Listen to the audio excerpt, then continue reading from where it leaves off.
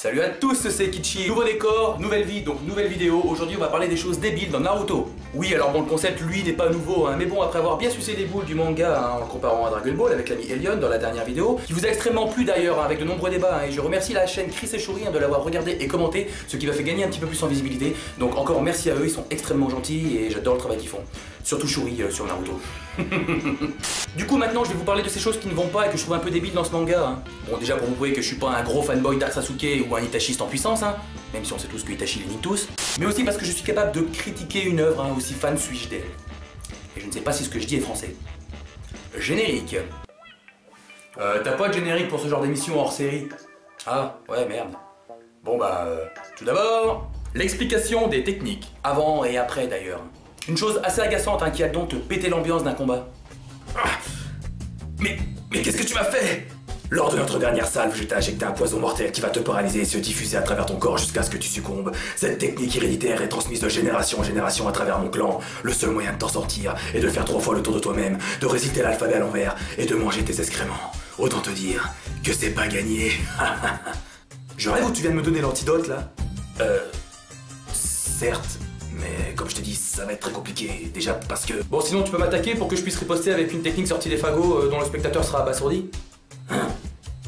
Énervant, non? Le Mokuton.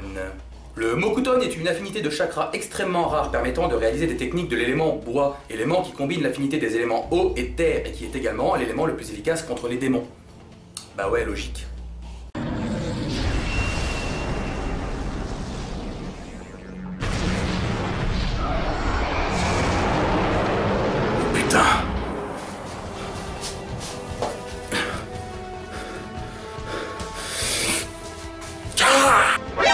NANI?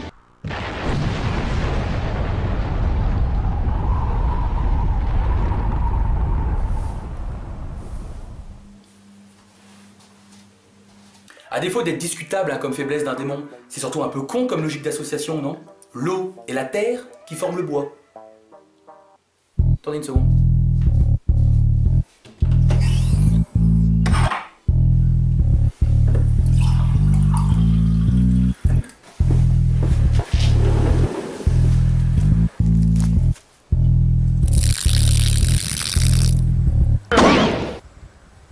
Putain, ça marche? Bon ben, j'ai rien dit. Les incohérences. Bon, c'est pas vraiment débile, mais on peut quand même parler de certaines incohérences populaires, hein, sans s'attarder dessus, parce que tout le monde y a déjà certainement prêté attention. Du genre par exemple Rock Lee qui devient Genin sans savoir utiliser de ninjutsu ou de genjutsu, alors que le clonage est une étape obligatoire de l'examen. Ou encore l'âge de Naruto qui a redoublé 3 fois ou raté 3 fois l'examen, hein, ce qui pourrait ne pas être pareil si l'examen était passé plusieurs fois par an. Mais comme c'est pas expliqué dans le manga, on sait pas. Mais surtout pour moi la plus grosse incohérence scénaristique, hein, alors que tout le manga est basé là-dessus, c'est le fait que Naruto soit rejeté parce qu'il contient en lui le démon qui a failli buter le village. Donc au lieu de lui expliquer que ses parents étaient des héros hein, et de le chouchouter hein, car il contient en lui ce démon, hein, même si tu lui dis pas c'est pas grave, d'en faire une sorte d'idole, non, ils préfèrent tous lui cracher à la gueule et personne lui dit qui étaient ses parents. Pour rappel, son père était le plus grand Hokage de l'histoire. Et même Naruto se pose même pas la question de qui sont ses parents. Donc forcément ça en fait un délinquant qui cherche de l'attention. Et qui fout la merde. Le cycle des faiblesses. Alors là, ce n'est ni vraiment débile, ni vraiment incohérent, mais disons que ça peut le devenir pour quelqu'un qui a été trop conditionné par le cycle des faiblesses d'une autre œuvre très populaire de la culture populaire japonaise. Et je pense que t'as compris de quoi je veux parler. Alors, qu'est-ce qu'on sait du cycle des faiblesses dans Naruto? Eh bien, tout d'abord... Putain, on dirait un présentateur météo, là. Dans Naruto, le Suiton, l'eau domine le Katon, le feu. Jusque-là, logique. Le Katon domine le Futon, le vent. Bon là pourquoi pas, il justifie ça par le fait que le vent est un accélérateur de feu, ce qui est pas complètement con hein, puisque c'est plus ou moins le cas dans la vraie vie. Ensuite le Futon domine le Raiton, la foudre. Et là, première différence majeure par rapport à Pokémon. Dans Pokémon, le type qui s'apparente à l'élément du vent est le type vol, qui est extrêmement faible contre l'électricité, alors que dans Naruto, c'est complètement l'inverse. Bon en même temps, on a tous déjà vu des piafs posés sur des câbles électriques, hein. Donc en fait ils craignent carrément pas l'électricité. Donc est-ce que c'est Pokémon qui serait en tort? Ensuite le Raiton domine le Doton, la terre. Le Doton est même complètement inefficace quand il y a du Raiton dans les parages. Autre inversion majeure comparée à Pokémon, hein, où l'électricité est complètement inefficace contre le type sol, qui pourrait s'apparenter à la terre. Bon, il y a le type roche qui pourrait représenter la terre, mais là c'est ni faible ni fort. Donc Osef. Mais là il y a matière à réflexion. En électricité, on dit bien qu'il faut se raccorder à la terre, car celle-ci est conductrice, donc quelque part c'est logique qu'elle annule toute manipulation de terre, puisqu'elle se diffuse à travers elle. Non? Pokémon serait-il dans l'erreur? Tout comme la flotte est conductrice, enfin en partie, parce que si on veut parler science 2 secondes, une eau forte en sels et minéraux sera plus conductrice parce que les ions favorisent la conduction. Tandis qu'une eau pure, elle ne sera pas vraiment conductrice. Mais bon, je ne vais pas vous perdre, on n'est pas là pour parler science. De toute façon, dans Naruto, l'eau et la foudre n'ont aucun lien entre elles. Bon, quelqu'un qui a les pieds dans l'eau peut se faire griller par un manipulateur de Rayton, mais ça reste logique. Et donc, pour finir la boucle, on a le Doton qui domine le Suiton, donc la terre qui domine l'eau. Si t'as bien suivi.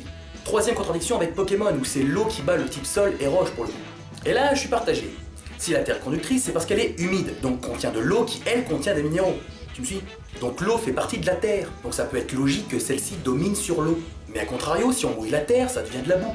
Donc on peut y voir la symbolique que celle-ci s'affaiblit. C'est pour ça que je suis partagé.